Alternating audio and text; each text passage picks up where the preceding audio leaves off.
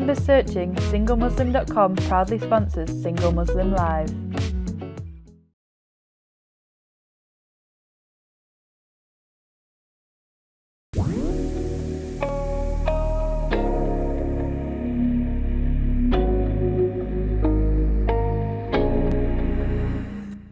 Assalamu alaikum and welcome to Single Muslim Live here on British Muslim TV, sponsored by SingleMuslim.com. I'm your relationship coach, Fahima Mohammed, as well as your host for tonight. Really excited for another episode with another topic. You are more than welcome to join us in the conversation, and wherever you're streaming, whether it's on live on Sky Channel 752, Twitter or Facebook, a very, very warm welcome. You are most welcome to call in to the studio and ask any questions to myself or the guest that I have tonight on this amazing topic, falling in love again.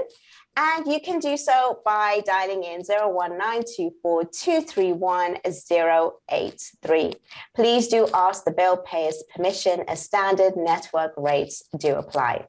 We also have a service that you can actually message for free, and that's on our WhatsApp, which is 07558355150. And you can also remain anonymous if you wish to do so. Now, we have another topic, again, for our, whether it's single Muslims or even if you are married and you're feeling that the spark has died and you want to reignite it. So falling in love again is for everyone who is watching, and it's such an important topic. It's an amazing one. And I have the perfect guest to discuss this today. We have Soumaya Ettouji. Assalamu alaikum. Wa alaikum assalam, Fahima. Thank you for having me tonight. It's an absolute pleasure. I'm really happy that you're joining me. I know how busy you are, and I know that you've done so many programs with regards to dealing with this specific topic, which I find really, really interesting, because a lot of people tackle it from so many different areas. And I think that we don't actually even address the whole idea about love, because especially we get afraid, especially in the Muslim community, to talk about love. We don't really understand that, you know, it actually is a component. We have a psychologist, which is Robert Steinberg, who says there are 3 components of love, and that consists of intimacy, passion, and commitment. Now, people don't even realize that. They just think love is just an emotion, and it's just the first thing that we feel, and maybe we may or may not have control over. The other thing I want to say to whoever's watching, that when we talk about certain things tonight, it obviously can trigger. So make sure that you do take care. And here on British Muslim TV, we do have a sort of reach where you can actually call in if you have any issues and triggered by anything that we are talking about tonight. And that is BritishMuslim.tv/support. Now, before we go into this topic about falling in love, again, I want to know about Soumaya. What exactly is a self-love coach? And what do you do for a living with regards to this extremely important topic? Well, the way that I introduce what I do always starts with my personal story. I fell into personal development because of my own struggles with myself, my relationship to myself. At 21, I started struggling with prenatal depression, and that prenatal depression quickly became postnatal depression, and a simple, plain depression for many years, subhanAllah. And in the midst of feeling depressed, I lost myself. I lost that sense of who am I? I couldn't look at myself in the mirror and pinpoint who I was anymore. And what happened hand in hand with that was a true loss of connection with my spirituality as well. And I experienced a loneliness that I had never experienced before, and that I thought I was the only one to experience in the world. It felt like it was me against the world. And during those years, I realized that I wasn't the confident woman that I thought I was. I wasn't as happy about who I was. And thank God I fell into coaching and personal development. I was supported eventually at some point, after going through many years of feeling misunderstood, really. And when I started being supported myself, I realized that I wanted to be the person that I needed the most at that time in my life. I wanted to be that for other people. So the self-love coaching happened after really realizing that many Muslims, whether they're women or men, struggle with having a healthy relationship with themselves because throughout their life, they're taught that you'll be arrogant if you love yourself. So I'm here to teach them to reframe the way that they see self-love and to really take that time to discover who they are so that they can improve their spirituality, first and foremost, their relationship with God, but also their relationship with other people and improve their life through that work on themselves. Beautiful.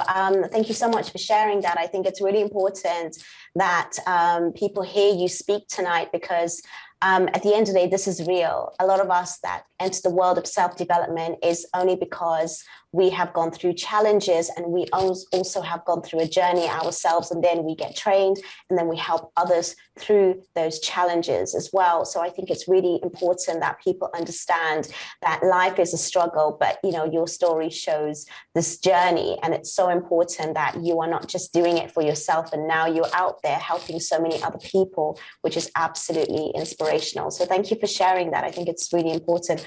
Also, a disclaimer that when we talk about certain situations, scenarios, even myself, because I do have a lot of people that reach out to me and I do raise a lot of topics, but you might think that, oh, you're talking about me, but actually, unfortunately, your story is lots of people's stories. So even if you're thinking that, this is me who, I reached you and you're bringing this out, unfortunately, we raise topics because it's actually too common in the community where we have issues, and everything does remain private and confidential when you do reach any sort of assistance from a professional.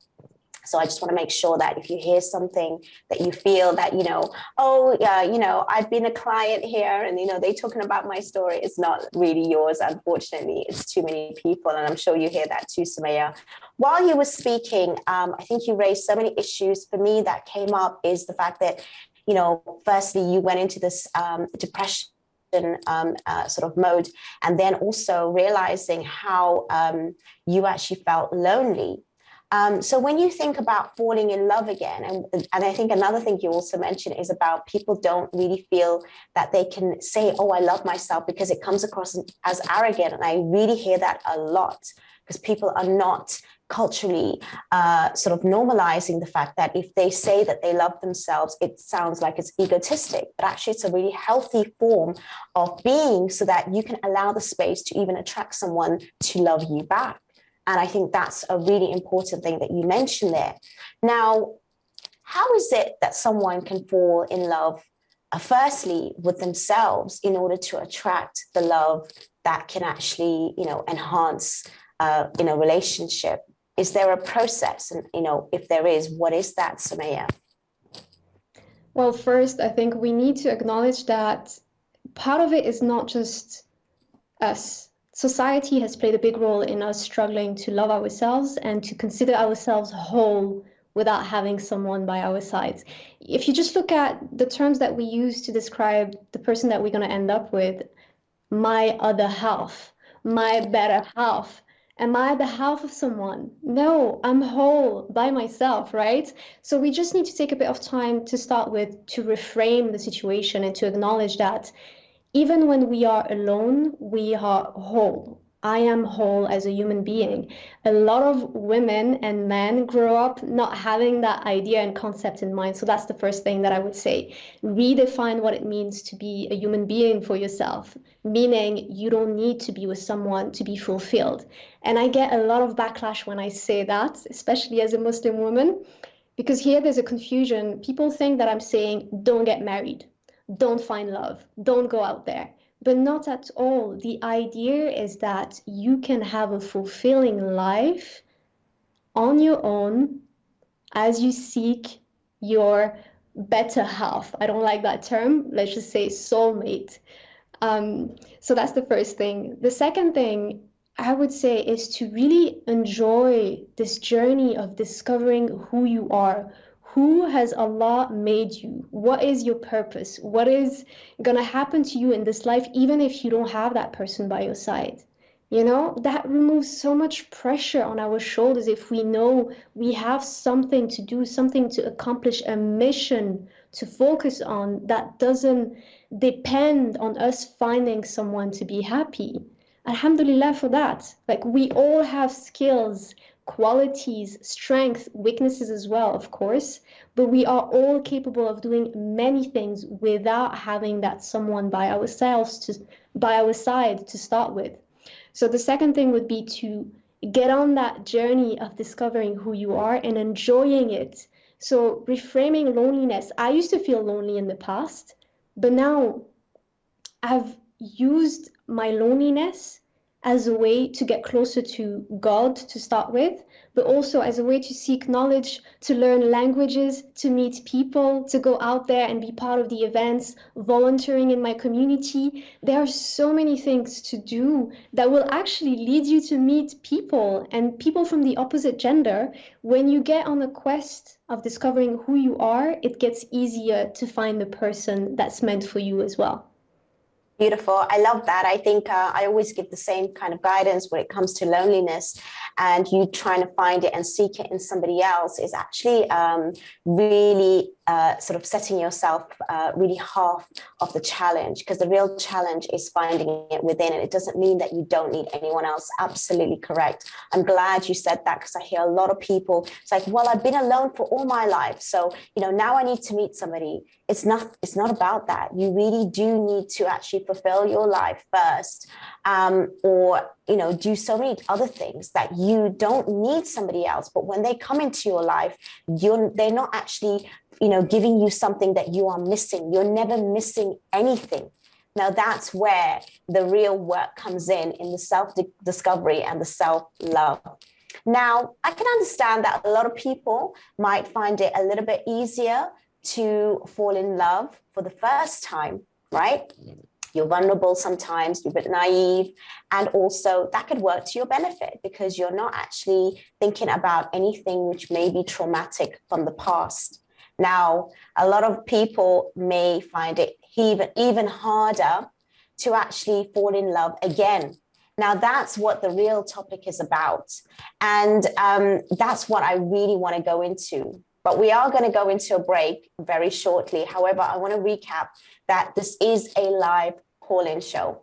Make sure that you send in your questions, any queries, especially to my lovely guest, Soumaya, who is only here for tonight. So take advantage. She has amazing, skills and a lot of talent in the subject. And I know a lot of you Muslims out there are struggling to find love, whether it's for the first time or again, but these strategies are going to help you regardless, even if it's again. And it can maybe be something that you've not even thought about before.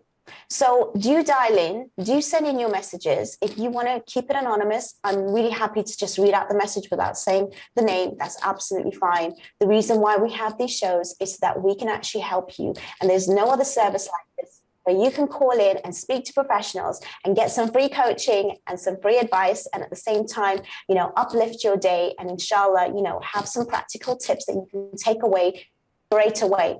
Now, this is what this is all about. But make sure that you stay with us as we're going to go into the real depth of this conversation with Soumaya in a few moments. And inshallah, we will see you very, very soon. Make sure you come back and stay exactly where you are. Take care.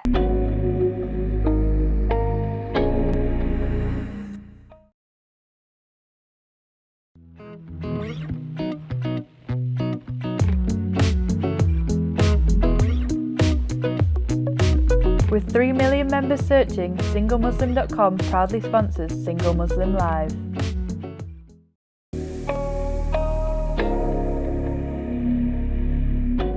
Assalamu alaikum and welcome back to Single Muslim Live here on British Muslim TV, sponsored by SingleMuslim.com. A very, very warm welcome and thank you so much for joining us again. We're having a very, very interesting conversation with regards to falling in love. And as I said, that word again is so important because we may be able to do that the first time, not realizing that it's, such an amazing experience. But when you've actually gone through some sort of like breakup or disappointment, then unfortunately falling in love again is something that we do find that we struggle with, and we have a lot of challenges. So Soumaya is with me tonight, having an amazing conversation and sharing some practical insights and tips. So what's the first stages that you would go through with a client that came up to you because they've actually had a relationship previously, and obviously it hadn't worked out? There's been, a breakdown of that, whether it's a marriage or even nowadays, people get to know each other for years or months before marriage, and they have that attachment and then it doesn't work, where they've been engaged and they've not gone to marriage, but then they've still, fallen in love and heartbroken, and they need to obviously pick themselves up again. So what is it like for somebody who has been in love before and now they're trying to fall in love again? What are the stages that they have to go through? Well, separation or breakup when you are an adult have been proven to be one of the most traumatic events in people's lives.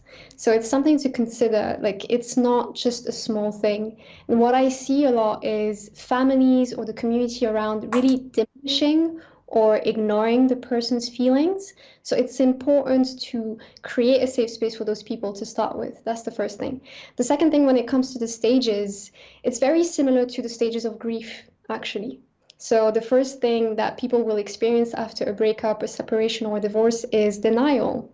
So they'll go through that phase where they don't want to accept that this is their current situation, that this spouse, this partner is not in their life anymore, and that phase is quite painful. After that comes anger.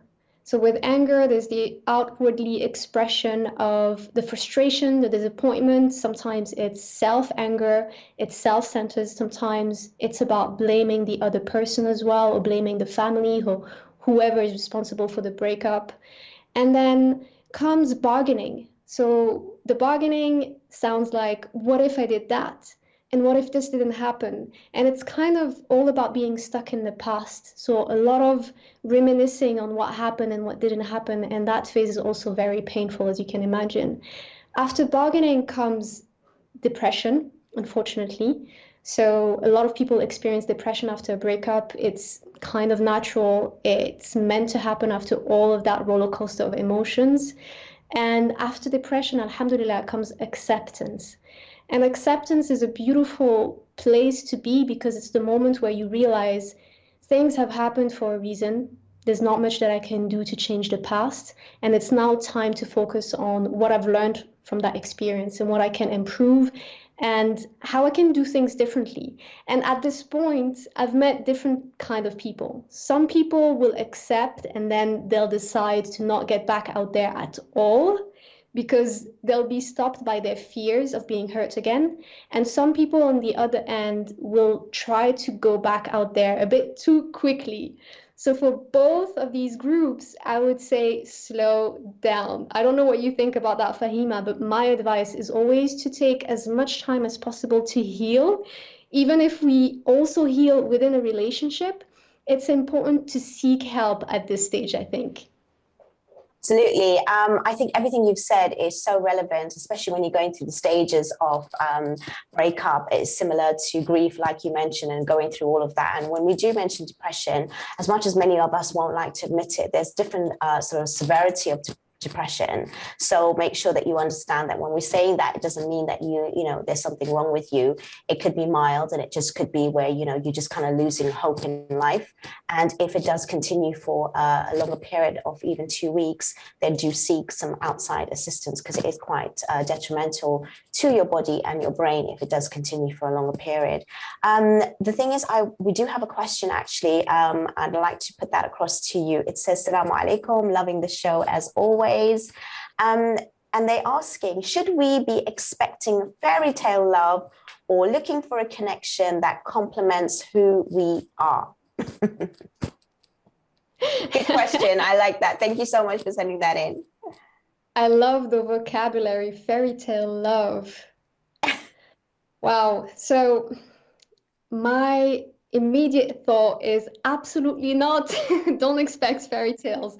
Life is not a Hollywood movie, unfortunately. And I think anyone who's divorced, and I am divorced myself, by the way, would answer to that question that our expectations are really unrealistic because of the society that we grew up in, and romanticism especially.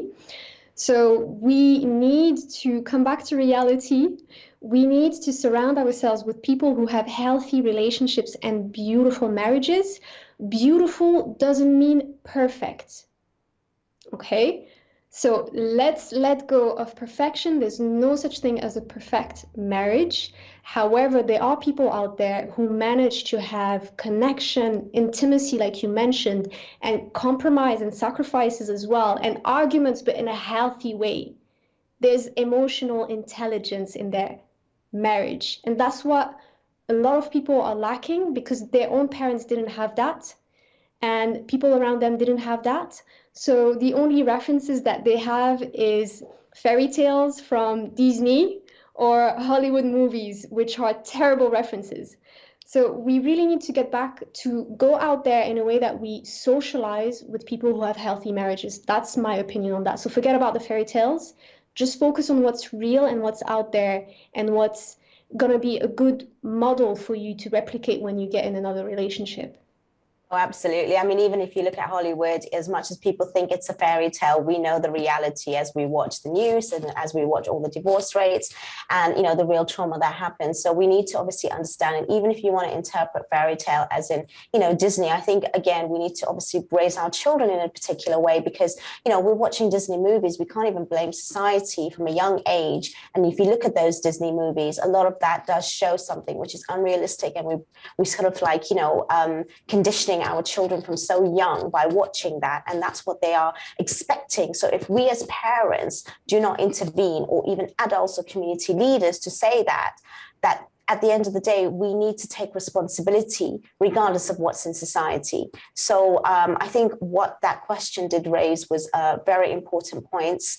I have got something else that I want to ask you, and if we've got time, maybe you can answer it now because we are heading into another break.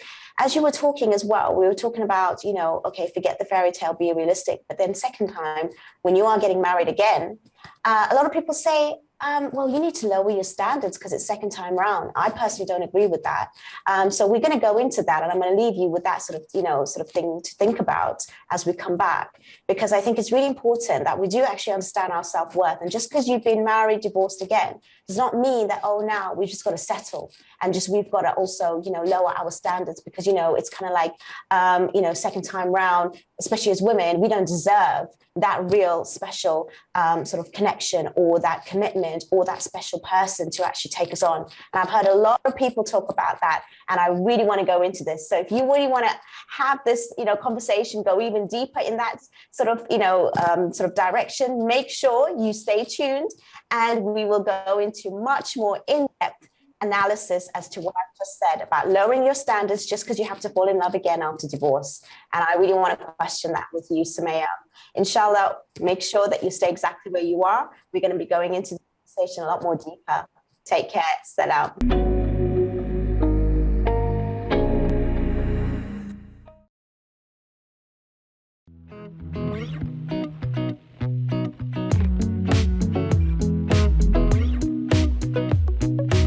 With 3 million members searching, SingleMuslim.com proudly sponsors Single Muslim Live.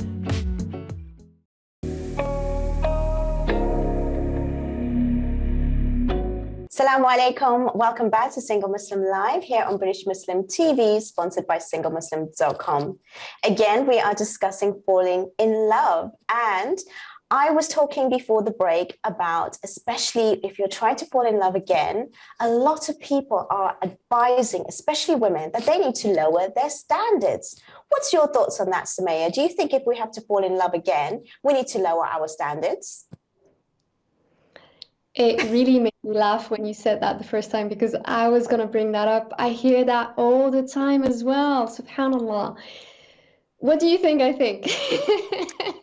I think, you know, just because a relationship has actually broken down regardless of whose fault that is, every human being needs to always have their values and, basically their quality of life met.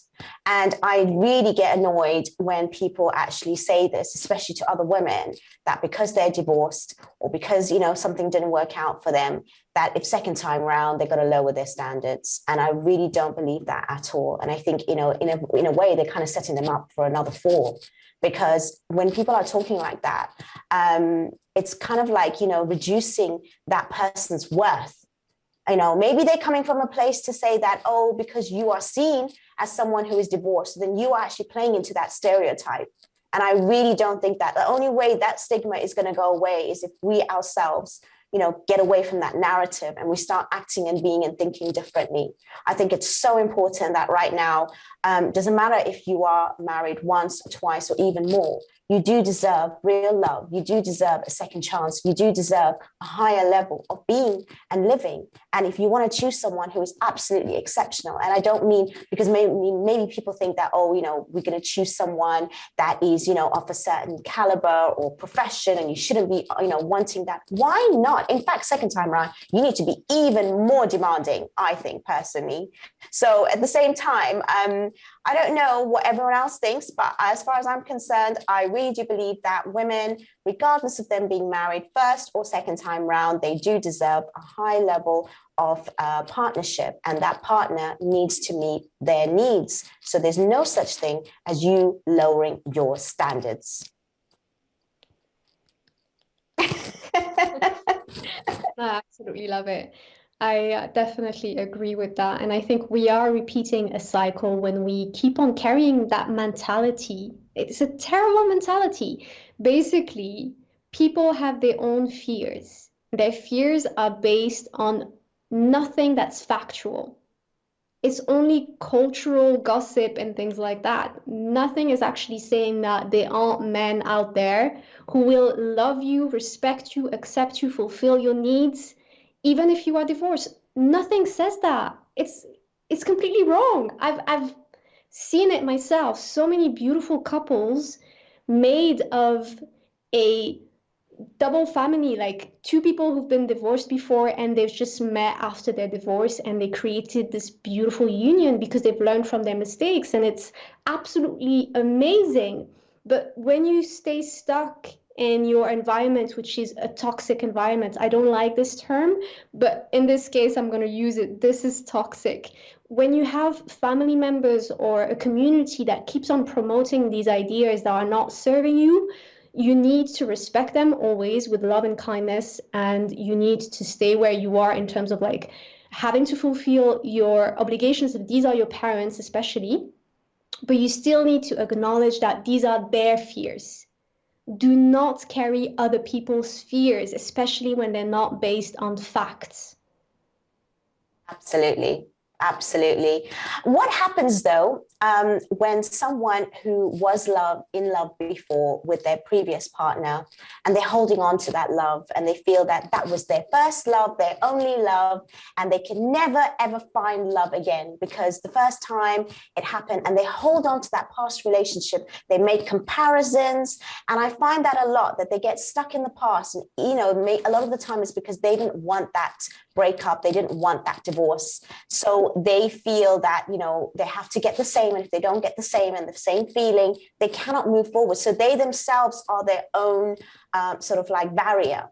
And it is so common in the community because a lot of the times when someone's married, it's the first time, it's really, really intense. And, you get that spark and that fire, and then they're so scared that, they're never going to get it again, or they don't want it again, to be honest, even though they're looking for love. But the thing is, they feel that it's never going to be the same. What's your sort of suggestions for someone who's feeling like that? I love that you ask this question because it does happen a lot. And like you said, there's different scenarios. Sometimes it's a marriage that never happened, but the person is still holding on to the idea of that relationship happening in the future. And sometimes it is a relationship that has ended and the person is still stuck in the past.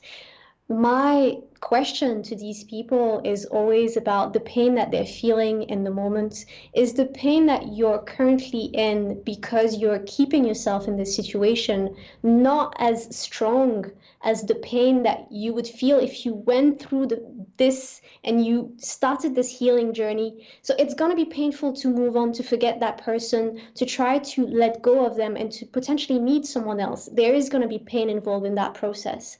But the pain that you're feeling right now, keeping yourself there, stagnate, holding on to something that's probably never going to happen again or never going to happen, period. That pain should be a motivation for you to seek something better. So at some point, you have to ask yourself, what do I want right now? Do I want to waste more time? Do I want to stay here all my life?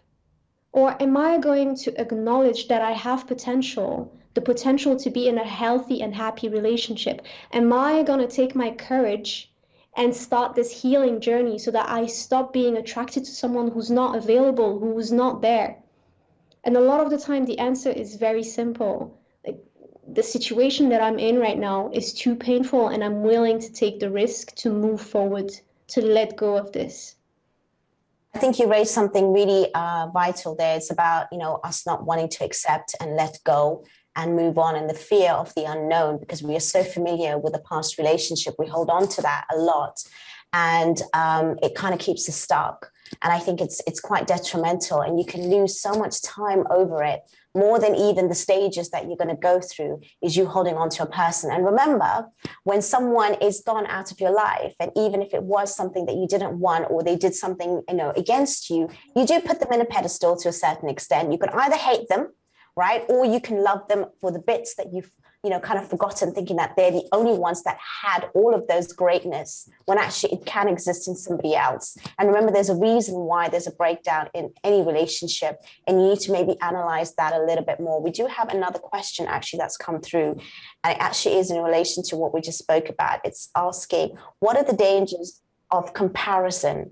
And how do we break away from that? Because a lot of times when we're moving on to love again, there's so much comparison to the last person. Sometimes it's they're not good enough and they don't match our past, or there's so many similarities, I just don't even want to see it because it's bringing up red flags, and I don't want to move into that relationship because they just remind me of my ex. So, how do we get away from comparison, but also to a certain extent have a little bit of awareness of not repeating unhealthy cycles at the same time?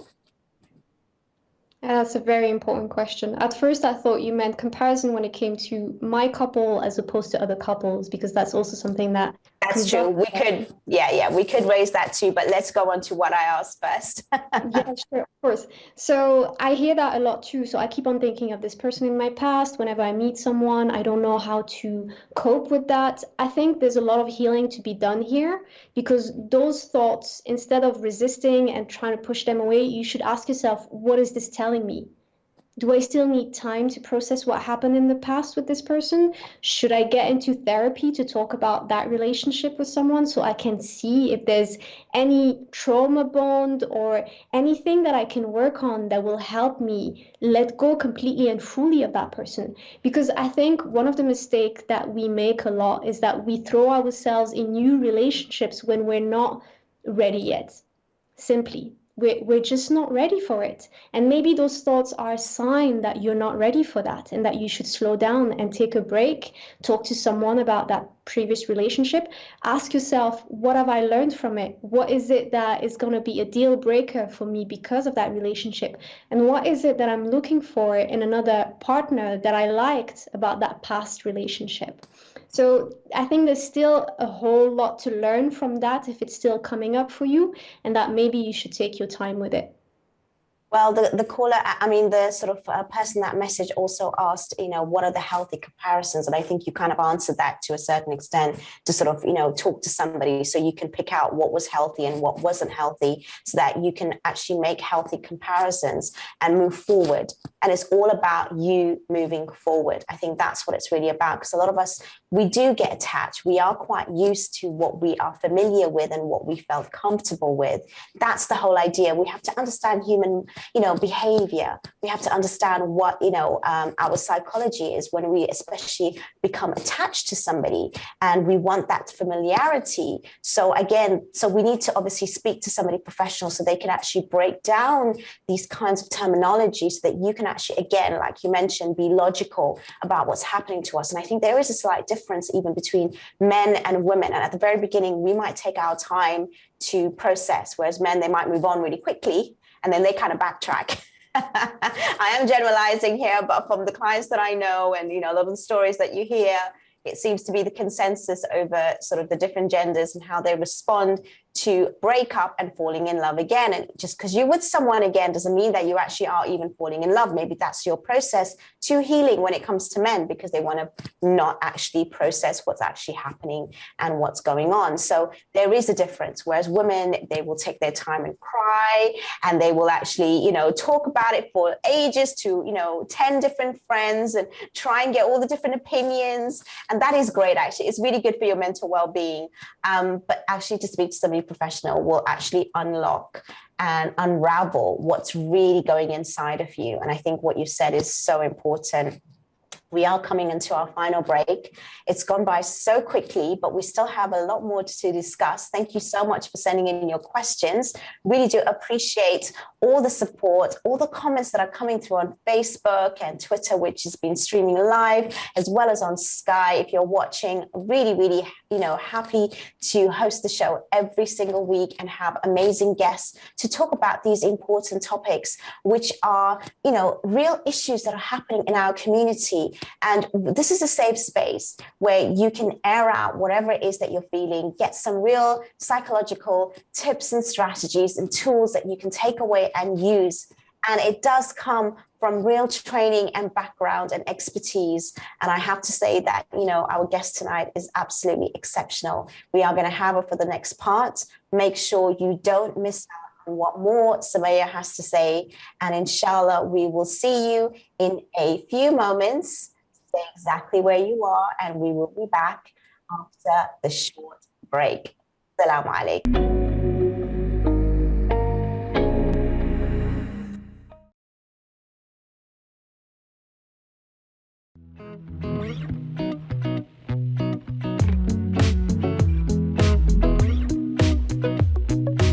With 3 million members searching, SingleMuslim.com proudly sponsors Single Muslim Live.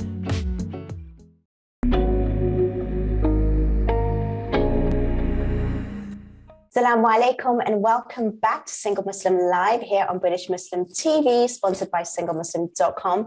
We are on the final part of the episode, but please do bear with us. We have, again, so much to talk about and discuss, even though we've gone through an amazing program discussing so much around this topic. And it's really raised so many issues, which I didn't even think that we were going to discuss today. But because of my beautiful guest, Inside and Out, who has done some amazing work in the community, I'm so blessed to have her tonight with us and sharing all her wonderful insights. Now, when it comes to falling in love again, do you think that we can fall in love again as we did the first time, or do you think it slightly differs? And if it does, what could be the differences? That just popped into my head. Sorry, I know that's not what we discussed in the break, but it just came. No, that's such a beautiful question, Fahima. I love it. And the first thing that came to mind was that falling in love again is falling in love with more wisdom. So why would it not be more beautiful? I think when we are wiser, we get to experience love on a deeper level. When you've learned from your mistakes and when you know that you can trust Allah as well, because we haven't talked about that a lot, but learning from our mistakes is a process. And in that process, we surrender to destiny, and we acknowledge that whatever happens in the future will be fine. And I think that's a superpower. And when we're able to do that, we're able to love people deeply and to really throw ourselves out there without fearing being hurt too much, because we know we'll be able to get back on our feet, alhamdulillah. So definitely, I think maybe I am a romantic, but I think it's possible to love again and to love better again, because we'll be wiser. I love that. I think that gives so much hope. And this is what I really wanted to get to. And, we've reached that point because a lot of us do get disappointed that, things didn't work out and it's not going to be the same. It's not supposed to be the same, actually. It's meant to be, if, anything better. And that's what people fail to realize, that if you've gone through the healing process properly, you can actually love again. And you can do it so much more wiser, with so much more self-awareness, with so much more wisdom. And that experience can be not to your detriment, but actually as a positive way to move forward. So I love that. And I'm so glad we asked that. But what does it mean for us? What do we have to do for ourselves to give ourselves certain things that we have to make sure that we are kind and loving to ourselves, so that we can move forward? What are the kind of things that we need to show ourselves? I know you talk a lot about, going back to your dean. And I think a lot of people, when they've gone through breakup, they do go back more to it. And I think for me, that is the most fundamental thing, because, Allah subhanahu wa ta'ala has all the answers. And if you can give the greatest love to him, then you'll have it for yourself and for somebody else, and that can also be returned. So what more can an individual feel for themselves so that they can actually move forward healthy and also fall in love again? Yeah, I think it's important to mention, coming back to spirituality, like you said, and what I get from people is 50-50. Some people will struggle with hardship and will feel closer to God, and some people will completely disconnect from Allah Azza wa Jal. I think for these people, I just want to let them know that feeling like this is punishment is not going to help you. However, trying to ask yourself, how am I going to use this as an opportunity to get closer to my creator, is a better way to reframe the situation. That's the first thing that I wanted to say. When it comes to what we can practically do in terms of adopting new, healthier ways of dealing with ourselves, I'm all about self-compassion. And I know it sounds simple, but a lot of us fail to be compassionate towards ourselves when we are so good at being kind to others. Why is that? I think self-compassion is underestimated a lot when it comes to coping mechanisms. A lot of studies have showed that it's a great way to create better performance, whether at work or in relationship, to achieve more goals. People think that being harsh on themselves is what's making them move forward, but it's actually not. In the long term, at least, it's not. So embracing self-compassion, if we look at it from a very practical way, how does it look like? Changing judgment, especially self-judgment, with kindness. So what if instead of looking at yourself in the mirror and using negative terms, you would start using more realistic or more positive even terms? How would that feel? How would that be if when you made a mistake, you would not insult yourself, but rather you would treat yourself like you treat your best friend? It makes a huge difference. That's the first thing, kindness over judgment. The second thing, again, is all about acknowledging that we are human beings and we make mistakes. So letting go of perfection. And then the last thing is all about learning how to welcome your emotions, whether they're positive or negative. A lot of us are not taught how to do that. I'm sure you've seen it, Fahima, in your practice as a coach. But just sitting with the emotions and letting them come and then letting go of them, especially when they're overwhelming and negative. Compassion is also about emotional regulation, really. And when you learn how to do that with love and kindness towards yourself, you become supernatural.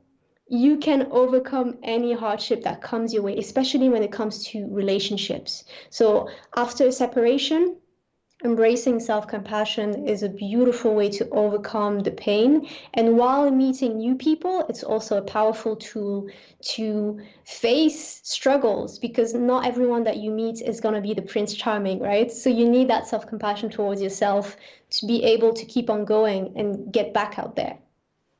I think you raised something again, which is so important. I love the self-compassion, because a lot of us are so hard on ourselves, as well as society can be, saying a lot of the things that makes us not feel so great about ourselves. So you do need to build your self-esteem and your self-worth again.